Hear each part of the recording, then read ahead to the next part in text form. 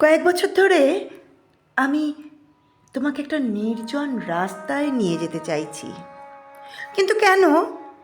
একটা নির্জন রাস্তা, ভীষণ নির্জন একটা রাস্তা। আমি আমি দেখেছিলাম। বিরোহী নামে একটা গ্রাম আছে।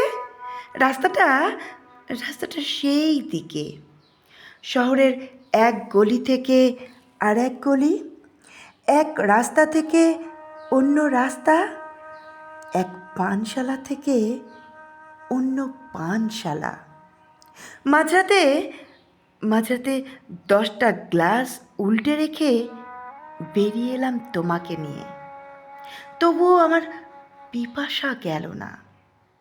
আমাকে যেতে হবে একটা একটা ভীষণ নির্জন রাস্তায়, নির্জন একটা রাস্তায়। কেন বলো তো?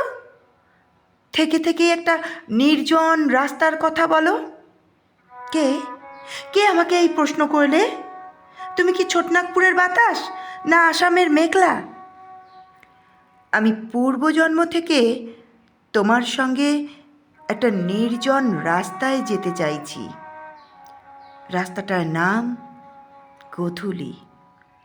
এই পৃথিবীর দুজন মানুষ সেই রাস্তায় কিছুক্ষণ হাঁটবে। কাম, অর্থ, যশ কিচ্ছু চাই না, কিচ্ছু না। শুধু শুধু একটা একটা নির্জন রাস্তা। নমস্কার।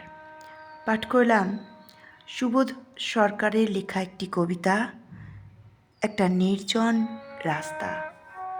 কণ্ঠে আমি পম্পা কুণ্ডু।